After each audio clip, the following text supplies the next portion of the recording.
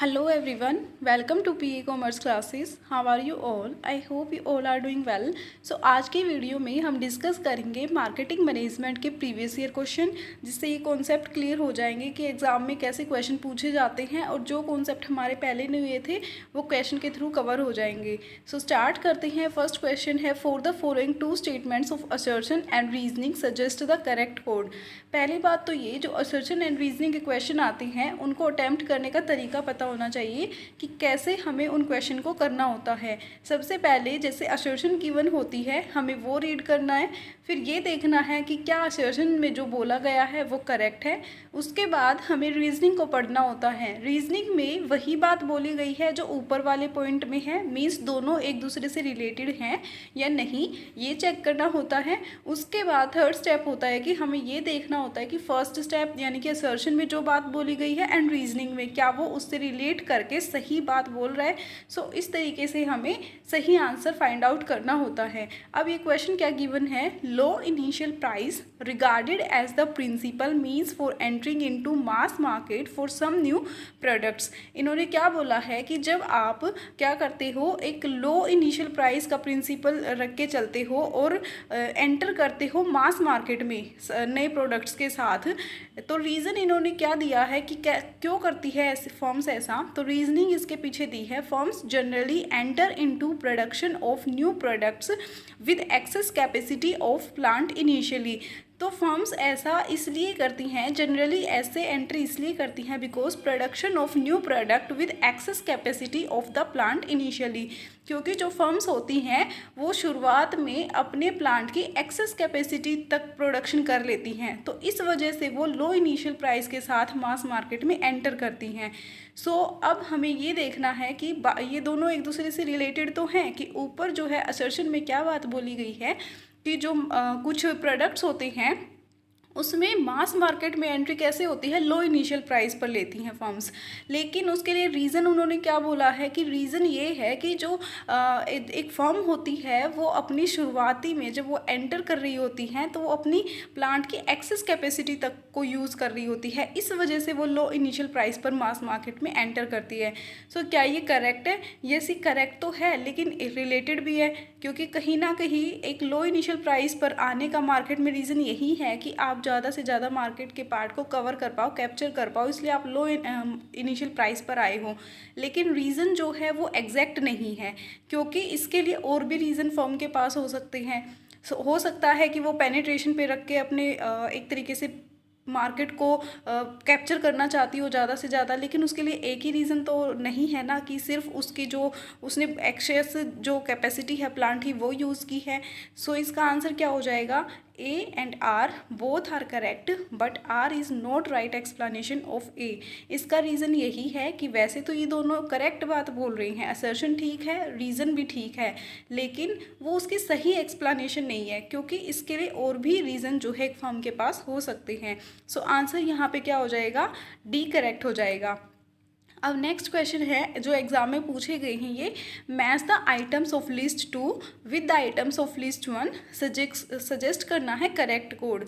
अब हमें इनको मैच करना है. ऐसे तरीके के क्वेश्चन वैसे इजी होते हैं अगर उनमें से बिल्कुल एक भी हमें अच्छे से श्योर हो और सारे जो ऑप्शन है वो अलग अलग तरीके से गिवन हो. अब उसको देखिए कि component of holistic marketing given है और आगे जो है उसके डायमेंशन गिवन है होलिस्टिक मार्केटिंग की. वैसे तो हमने ये अभी नहीं पढ़ा है, लेकिन इसके अगर आपने कंपोनेंट पढ़े होंगे तो एग्जैक्ट जो ये बिल्कुल डायरेक्ट पूछा गया है क्वेश्चन, इसमें कुछ भी मुश्किल नहीं है. सो इंटरनल मार्केटिंग किससे रिलेटेड है, ये हम इन क्वेश्चन में हमने ऐसा करना है कि पहले चारों तरफ की साइड पर चार ऑप्शन पर नज़र मार लो.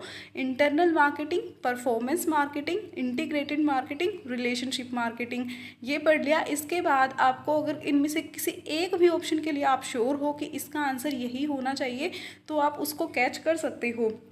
लेकिन अब हमें बिल्कुल भी नहीं पता, तो हम कॉमन सेंस से भी इसको ट्राई करने की सोचते हैं। तो देखो, इंटरनल मार्केटिंग। अब इंटरनल मार्केटिंग क्या है? जो एक तरीके से ऑर्गेनाइजेशन के अंदर की हम बात कर रहे हैं, जो एक फर्म के अंदर से उस मैनेजमेंट वगैरह की बात कर रही हैं। तो जो ऑप्शन इस तरीके से हम सोचते हैं, तो इंटरनल मार्केटिंग के साथ क्या रिलेट कर सकते हैं? मार्केटिंग डिपार्टमेंट, क्योंकि जो मार्केटिंग डिपार्टमेंट है वो कैसा है?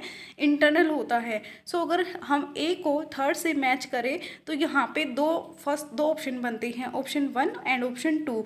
2, 3 और 4 ये तो बिल्कुल एलिमिनेट हो जाएंगे। तो पहले हम इन दो को देखते हैं। अब नेक्स्ट है परफॉर्मेंस मार्केटिंग। अब परफॉर्मेंस मार्केटिंग के लिए हम क्या कर सकते हैं? डायमेंशन को पढ़ेंगे, ब्रांड एंड कस्टमर इक्विटी, या फिर स्टेक होल्डर मार्केटिंग डिपार्टमेंट हम ऑलरेडी मैच कर चुके हैं, या फिर कम्युनिकेशन। अब हमने देखना है कि जो परफॉर्मेंस मार्केटिंग है वो किसकी हो सकती है। परफॉर्मेंस हमारी किसकी हो सकती है? जो हमारे ब्रांड है, जो हमारा प्रोडक्ट है, एंड कस्टमर इक्विटी। सो हमने बी को फर्स्ट से मैच किया। इंटीग्रेटेड मार्केटिंग कम्युनिकेशन के साथ मैच किया। रिलेशनशिप मार्केटिंग हमने स्टेक होल्डर के साथ मैच किया। अब ऐसे क्यों मैच करना है हमने? क्योंकि ये बहुत सिंपल क्वेश्चन है। आंसर इसका यहाँ पर 1 है। बिल्कुल डायरेक्ट जो है होलिस्टिक मार्केटिंग में कंपोनेंट्स गिवन है, जो हमें पता होने चाहिए कि इंटीग्रेटेड मार्केटिंग के कंपोनेंट्स क्या हैं, रिलेशनशिप मार्केटिंग के क्या हैं, एंड सोशली रिस्पॉन्सिबल मार्केटिंग के क्या है। जैसे इंटीग्रेटेड मार्केटिंग के communications, product and services, channels, and relationship marketing में क्या आएगा? Customer, partner and channel. Socially responsible marketing में क्या आएगा? Ethics. Ethics means business ethics और कम्युनिटी, या फिर जो लीगली हम गवर्नमेंट वगैरह के लिए लायबल हैं वो रिस्पॉन्सिबल हैं। एंड एनवायरनमेंट के लिए हमारी क्या रिस्पॉन्सिबिलिटी है वो। एंड इंटरनल में क्या आएगा? मार्केटिंग डिपार्टमेंट, जो इंटरनल होगा, senior management and other department. So component पता होने चाहिए। क्वेश्चन बिल्कुल डायरेक्ट था, सो इजीली तरीके से हम उसको मैच कर सकते हैं। सो अब नेक्स्ट क्वेश्चन है, स्टेटमेंट गिवन है, असर्शन रीजनिंग का ही कोई क्वेश्चन नहीं, वैसे यह स्टेटमेंट गिवन है, बस ये बताना है करेक्ट है या इनकरेक्ट है। A star is a market leader in a high growth market and it has sufficient cash to support other business. And statement second है, dogs have weak market share in high growth rate. अब इसके लिए ये question करने के लिए हमें एक बोस्टन कंसल्टिंग मैट्रिक्स या ग्रुप का जो है हमें पता होना चाहिए। अब उसको जो है आगे एक्सप्लेन किया गया है। जिसको बोस्टन कंसल्टिंग ग्रुप या मैट्रिक्स के बारे में अच्छे से पता होगा, जिसने पढ़ा होगा, उसके लिए क्वेश्चन बिल्कुल भी मुश्किल नहीं है। सो यहाँ पे आंसर जो है 4th जो है वो करेक्ट हो जाएगा, बिकॉज यहाँ पे दोनों ही स्टेटमेंट इन्होंने एक तरीके से गलत बोली हैं। ना तो स्टार में ऐसा होता है, ना डॉग्स में ऐसा होता है। अब रीज़न क्या है? क्योंकि देखिए, एक तो जैसे कि जो फर्म होती है वो एक ग्राफिकल रिप्रेजेंटेशन करती है। वो ये देखती है कि उसको मार्केट में अपने प्रोडक्ट को रखना है, उसमें इन्वेस्टमेंट करनी है, या उसको सेल कर देना चाहिए। एक तरीके से पोर्टफोलियो बनाती है, या फिर वो जोग्राफिकल रिप्रेजेंटेशन के थ्रू देखती हैं कि अब उसको मार्केट में क्या करना चाहिए, उसका जो प्रोडक्ट है वो कहाँ पर लाई कर रहा है। स्टार पर, क्वेश्चन मार्क पर, कैश काउ पर, डॉग्स पर। इसको एक दिन डिटेल में डिस्कस करेंगे, लेकिन अभी के लिए हम ये देखें कि स्टार में क्या होता है। स्टार में हमारे पास हाई मार्केट ग्रोथ रेट होती है और हाई रिलेटिव मार्केट शेयर होता है। मीन्स दोनों जो चीज़ें हैं वो हमारे पास हाई होती हैं, एंड डॉग्स में हमारे पास दोनों चीज़ें लो होती हैं। लेकिन जो क्वेश्चन है, क्वेश्चन में पूछा गया है कि स्टार में आपके पास हाई ग्रोथ मार्केट होती है and it has sufficient cash to support other business. और ये बोला गया है कि स्टार में आपके पास सफिशिएंट कैश होता है आपके अदर बिजनेस को सपोर्ट करने के लिए। एंड इन्होंने डॉग्स में क्या बोला है? वीक मार्केट शेयर होती है लेकिन हाई ग्रोथ रेट होती है। सो जो डॉग्स है उसमें इन्होंने गलत बोला, क्योंकि दोनों जो चीज़ें होती हैं वो वीक मार्केट होती है और वीक ग्रोथ रेट होती है। ये गलत हो गया। ऐसे ही स्टार में हाई ग्रोथ मार्केट तो होती है, लेकिन सफिशिएंट कैश जो है वो हमें कैश काउज प्रोवाइड करवाते हैं, ना कि स्टार प्रोवाइड कराते हैं। सो यहाँ पे ए भी गलत हो गया। सो यहाँ पे option number D, both the statement first and second are incorrect, ये आंसर सही था। अब नेक्स्ट क्वेश्चन है, match the terms match the items of list 1 with that of list 2 and suggest the correct code. अब हमने pricing strategy पढ़ी है, उनकी एक्सप्लेनेशन आगे गिवन है कि किस तरीके की प्राइसिंग स्ट्रेटजी होती है और उनको आगे एक्सप्लेन किया गया है, सिंपली उनको मैच करना है। बहुत ईजी क्वेश्चन है। कस्टमरी प्राइसिंग है, स्कीमिंग है, पेनिट्रेशन प्राइसिंग है, साइकोलॉजिकल प्राइसिंग है। अब हमने ये सारे पढ़े हैं, तो सबसे ईजी देखिए स्कीमिंग है। स्कीमिंग हमने पढ़ा था कि एक तरीके से मलाई उतारना, मार्केट में आते ही हम क्या कर रहे हैं, हाई प्राइस चार्ज कर रहे हैं जब तक कि हमारे कॉम्पिटिटर नहीं आ जाते। सो स्कीमिंग में एक ऐसा ऑप्शन ढूंढ लो, यहाँ पे हम अगर मैच करते हैं, या फिर देखो साइकोलॉजिकल प्राइसिंग भी सबसे जो है ईजी है। इसमें साइकोलॉजिकल इफेक्ट डालने वाली प्राइसिंग कौन सी थी, जिसमें जैसे आपका एक मोबाइल है, मोबाइल की प्राइस ऐसे बोल रहे हैं 8,999 रुपीज़, वो सिर्फ 1 रुपीज़ के डिफरेंस पे आपको ऐसे साइकोलॉजिकल इफेक्ट डालते जैसे प्राइस बहुत कम हो उसका, यानी कि 1000 वाला इफेक्ट डाल रहे हो बिल्कुल। सो इस तरीके की प्राइसिंग क्या होती है, साइकोलॉजिकल प्राइसिंग होती है। सो डी से अगर हम इसको मैच करें, डी से हम मैच करें तो फर्स्ट वाले से मैच होगा, एंडिंग का प्राइस विद 99 पैसे। अब डी का फर्स्ट वाला अगर किसी को पक्के से पता है तो फर्स्ट और फोर्थ ऑप्शन एलिमिनेट हो जाएंगे, क्योंकि उनमें डी वाले ऑप्शन में सेकंड एंड फोर्थ गिवन है। इनको एलिमिनेट कर दो, बिल्कुल यहाँ से हटा दो। अब हमने दो जो है ऑप्शंस को देखना है, सेकंड एंड थर्ड वाले को।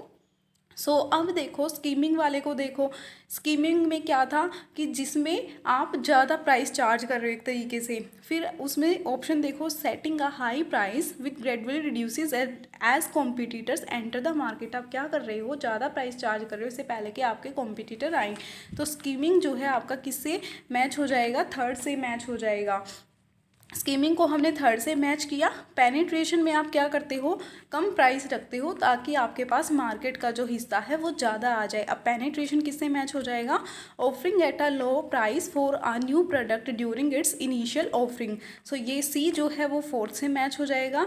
अब बाकी बचा फर्स्ट, कस्टमरी प्राइसिंग। अगर वो आपको नहीं भी पता तो भी आप ऑटोमेटिकली उसको मैच कर सकते हो, किसकी वजह से, फोर्थ जो आपने मैच किया है वो सेकंड वाले से मैच होगा। अब कस्टमरी किससे मैच हो जाएगा, pricing a product based on perceived expectation of customer. Customising जो एक तरीके से प्रोडक्ट होता है वो कैसे होता है, जो कस्टमर की नीड के अकॉर्डिंग हो, जैसे उसने कस्टमाइज करके प्रोडक्ट बनाया हो। सो वैसे ही कस्टमरी प्राइसिंग प्राइस जो है वो चार्ज होता है। सो यहाँ पे क्वेश्चन बिल्कुल इजी था, तो ऑप्शन यहाँ पे क्या हो जाएगा, करेक्ट है, जो सेकंड ऑप्शन करेक्ट हो जाएगा। कस्टमरी प्राइसिंग किससे मैच होगा, सेकंड से।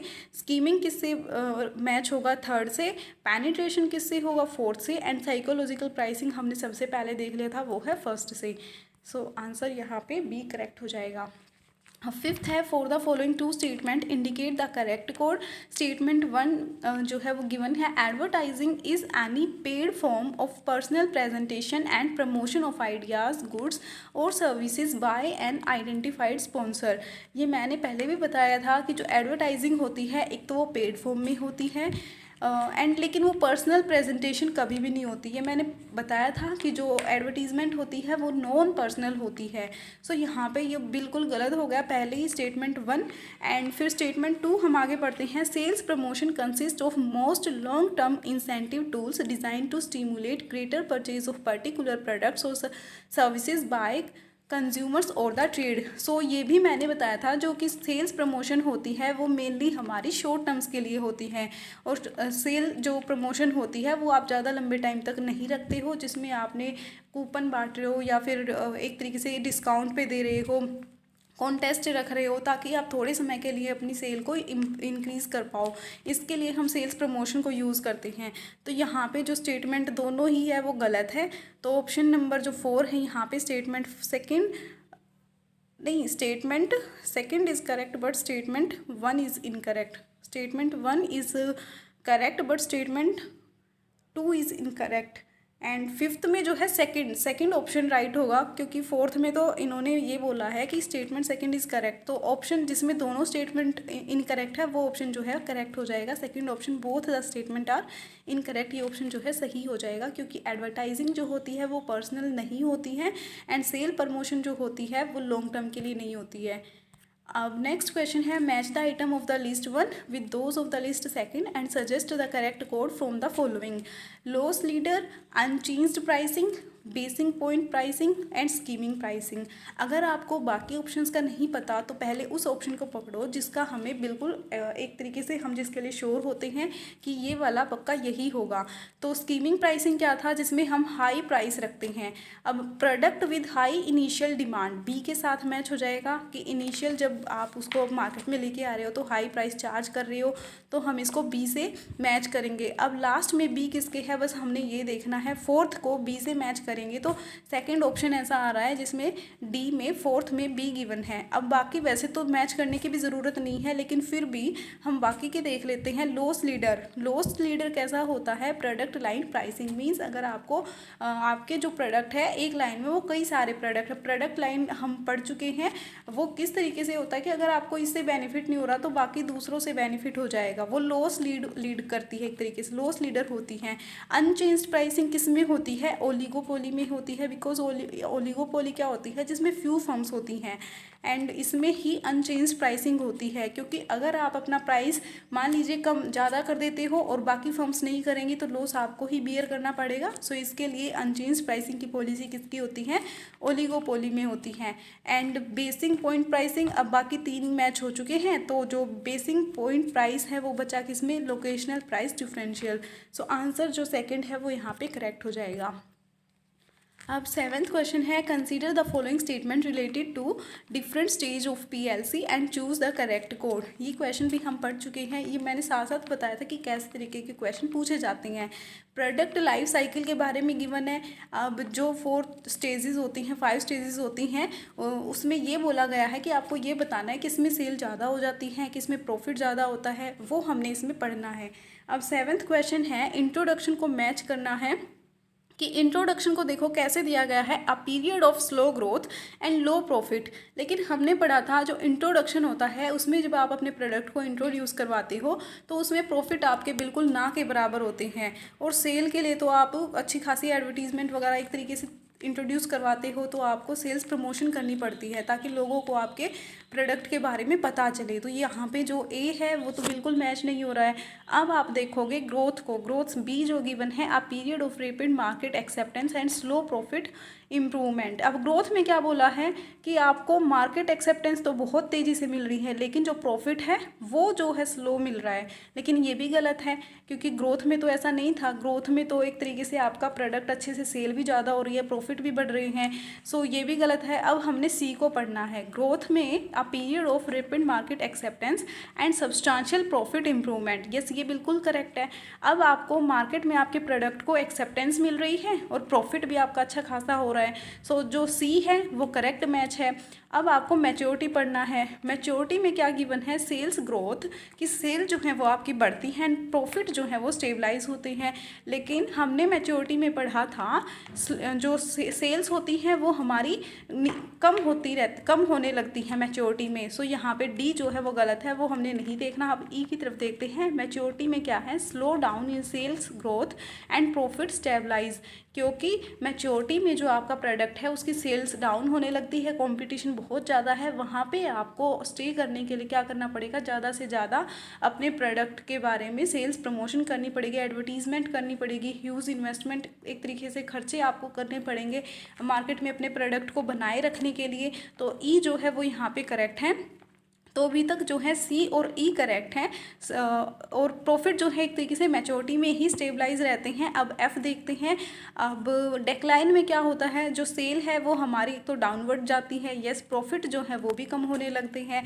सो यहाँ पे सी ई एफ जो है वो सही मैच है, बाकी सब गलत मैच है। तो ऑप्शन नंबर 2 जो है वो यहाँ पर सही है। सो सेवेंथ का आंसर सेकंड हो जाएगा। अब 8th क्वेश्चन है, असर्शन गिवन है BCG matrix and IE matrix both are called portfolio matrix. ये है ना, हम एक दिन अच्छे से कवर करेंगे कि BCG और ये जो IE मैट्रिक्स है वो क्या चीज़ है, क्योंकि एग्जाम में हर बार इनसे क्वेश्चन पूछा जाता है। इंपॉर्टेंट है किसने ये मैट्रिक्स दी थी और क्या इनसे बेनिफिट होते हैं, ये एग्जाम में बार बार पूछा जाता है। सो अभी इसके लिए रीज़न गिवन है, they involve plotting organization divisions in a schematic diagram. इन्होंने बोला है कि एक तो ये क्या करती हैं, ये दोनों मैट्रिक्स हैं, पोर्टफोलियो मैट्रिक्स हैं, और दूसरा ये ऑर्गेनाइजेशन डिवीज़न को एक मतलब डायग्राम के फॉर्म में होती हैं, जो आपको एक तरीके से ये बताती हैं कि आपको अपने प्रोडक्ट को या मार्केट शेयर आपके पास कैसा है। एक पोर्टफोलियो की तरह होती है कि आपको अब अपनी मार्केट में स्टे करना चाहिए, इन्वेस्ट करना चाहिए, ये सेल करना चाहिए। तो इन्होंने जो BCG और I के बारे में बोला है वो ऊपर असर्शन में भी सही है और रीज़न में भी सही है। तो आंसर यहाँ पर क्या हो जाएगा, both A and R correct है, और ये R जो है उसकी करेक्ट एक्सप्लेनेशन है असर्शन की। सो आंसर नंबर 2 यहाँ पे करेक्ट हो जाएगा। अब सेम वही गिवन है, इसको एक दिन अच्छे से एक्सप्लेन करेंगे। अब इंटरनल एक्सटर्नल मार्केटिंग, इसको भी नेक्स्ट वीडियो में कवर करेंगे। अब नेक्स्ट क्वेश्चन है, match the items of list 1 with the items of list 2 and denote the code of correct matching. अब यहाँ पे बेसिक लिस्ट 1 गिवन है, प्रोडक्ट के बारे में गिवन है, प्रोडक्ट कैसे कैसे हो सकते हैं आपके, basic product, expected product, augmented product, potential product. ये भी जो है काफ़ी बार ये क्वेश्चन पूछे जाते हैं जो प्रोडक्ट के बारे में है, बेसिक प्रोडक्ट क्या होता है। अब देखिए, आप अगर कोई भी प्रोडक्ट खरीदते हो तो उसमें आप कोर सर्विसेज चाहते हो। बेसिक प्रोडक्ट क्या होता है, जो आपकी नीड को मेनली फुलफिल करता है। सो इसको अगर हम देखें तो converting core benefit into product, तो आपके जो मेन जो बेनिफिट है वो उससे फुलफिल होना चाहिए। तो यहाँ पे फोर्थ ऑप्शन से इसको मैच करेंगे तो बेसिक प्रोडक्ट क्या आ जाएगा, converting core benefit into product. अब हमने देखना है एक्सपेक्टेड प्रोडक्ट क्या होता है। अगर हम बेसिक प्रोडक्ट को मैच करें तो फोर्थ से मैच हुआ है, और ऐसा फोर्थ ही ऑप्शन है जिसमें A को 4 से मैच किया गया है। वैसे भी हमें आंसर मिल जाता, लेकिन फिर भी हम बाकी ऑप्शंस को देख लेते हैं। अब एक्सपेक्टेड प्रोडक्ट क्या है, set of attribute and condition buyer normally expect करता है। मींस अगर आप कोई प्रोडक्ट खरीद रहे हो तो उसके साथ ही आप ये सोचते हो कि आपको ये चीज़ें तो जो है नॉर्मली मिलेंगी ही मिलेंगी। मींस आपने एक प्रोडक्ट खरीदा, जैसे कि आपने KC खरीदा, अब उसके लिए आप क्या चाहते हो, मेनली वो जो है रूम को ठंडा करे, ठंडी हवा दे। बेसिक प्रोडक्ट उससे आप ये बेनिफिट चाहते हो, एंड एक्सपेक्टेड उससे एक्सपेक्ट क्या कर रहे हो कि आपको एक तरीके से गारंटी वारंटी मिल जाए, उसके साथ ये भी एक्सपेक्ट कर रहे हो, या उसके साथ आपको कोई और अच्छी चीज़ मिल जाए, कोई ऑफर एक तरीके से मिल जाए। या फिर ऑगमेंटेड प्रोडक्ट क्या होता है, ऑगमेंटेड प्रोडक्ट होता है जो आपको डिलाइट उसके साथ मिलती है किसी प्रोडक्ट के साथ। मींस एक्सीड कस्टमर एक्सपेक्टेशन, जब आपको अपनी एक्सपेक्टेशन से बढ़ के कुछ मिल जाता है किसी प्रोडक्ट में तो वो क्या कहलाता है, ऑगमेंटेड प्रोडक्ट। एंड D क्या होता है, पोटेंशियल प्रोडक्ट में, मींस पॉसिबल जो एक पोटेंशियल जो प्रोडक्ट इन फ्यूचर आने वाला ही, मीन्स जो भी बना नहीं है, possible augmentation and transformation the product might undergo in future, तो वो क्या होता है, पोटेंशियल प्रोडक्ट। अब सब में डिफरेंस क्या है, बेसिक प्रोडक्ट वो प्रोडक्ट होता है जो आप मेनली अपनी नीड को फुलफिल करने के लिए खरीदते हो। एक्सपेक्टेड प्रोडक्ट वो होता है, मीन्स अगर इसमें हम होटल का एग्जांपल लेकर चले तो बेसिक प्रोडक्ट या बेसिक सर्विस आपके लिए क्या होगी कि आप होटल में जाना चाहते हो, वहाँ पर रेस्ट करना चाहते हो, ये जो है आपके लिए एक तरीके से वहाँ पर बेसिक सर्विस हो गई। एंड एक्सपेक्टेड प्रोडक्ट, अगर वहाँ पे आपको एक तरीके से बहुत अच्छा खाना या फिर वहाँ का एनवायरनमेंट बहुत अच्छा है, उसके साथ ये आपने एक्सपेक्ट किया था कि वहाँ पर बिल्कुल एक तरीके से आप अच्छे से रिलैक्स कर पाओगे, वहाँ पर किसी तरीके की कोई नॉइज़ नहीं होगी, तो ये आपने एक्सपेक्ट किया था। एंड ऑगमेंटेड प्रोडक्ट, अब आपको उसके साथ ही मान लीजिए वहाँ पर स्विमिंग करने के लिए आपको फ्री में ये एक तरीके से चांस दिया जा रहा है। वैसे अगर आपको चार्ज पे करने पड़ते, लेकिन स्विमिंग के लिए आपको वहाँ पर फ्री में कुछ पे नहीं करना है और आपको चांस दिया जा रहा है, तो उससे आपकी एक्सपेक्टेशन और ज़्यादा होगी। आपके एक्सपेक्टेशन से बढ़ के आपको कुछ मिला है, वो किस में आएगा, ऑगमेंटेड प्रोडक्ट में आएगा। एंड पोटेंशियल प्रोडक्ट वो होता है जो अभी मार्केट में जो आपकी एक्सपेक्टेशन है, जो आप सोच रहे हो, वो जो है मार्केट में इन फ्यूचर आने वाला हो। ये इनमें डिफरेंस होता है, इनको भी एक दिन डिटेल में करेंगे बिकॉज ये बार बार एग्जाम में पूछे जाते हैं। सो आंसर यहाँ पे D करेक्ट है। बेसिक प्रोडक्ट क्या होता है, जिसमें कोर बेनिफिट होते हैं। एक्सपेक्टेड होता है जो आपकी एक्सपेक्टेशन से ज़्यादा आपको मिल जाता है। एक्सपेक्टेशन क्या होता है, जो हम एक्सपेक्ट करते हैं। एंड ऑगमेंटेड प्रोडक्ट होता है हमारी एक्सपेक्टेशन से ज़्यादा हमें जो मिल जाता है। एंड पोटेंशियल होता है जो इन फ्यूचर हमें मिलने वाला होता है। अब नेक्स्ट क्वेश्चन है, multi stage approach to product pricing in a firm involve consideration for setting the price is follows. Question ऐसे ही पूछे जाते हैं कि जैसे एक प्रोसेस गिवन हुआ आपको कि आप जो है प्रोडक्ट का प्राइस सेट करने वाले हो, तो पहले जो है किन किन स्टेप को फॉलो करोगे या किन किन चीज़ों को कंसिडर करोगे। अब यहाँ पर ऑप्शन गिवन है selection of firm objective, composition of marketing mix, फिर आप देखते हो सिलेक्शन ऑफ टारगेट मार्केट, या फिर selection of pricing policy and strategy. अब आपने इसमें सबसे पहले ये देखना है इम्पोर्टेंट चीज़ क्या है। आप क्या सबसे पहले करोगे, सबसे पहले हम अपने टारगेट मार्केट सिलेक्ट करेंगे।